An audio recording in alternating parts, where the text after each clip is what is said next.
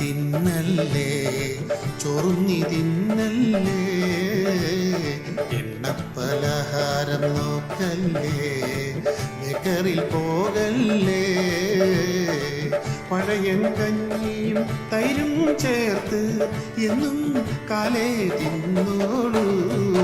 പഞ്ചാര വാരി നീ തിന്നല്ലേ, ചോറും നീ തിന്നല്ലേ.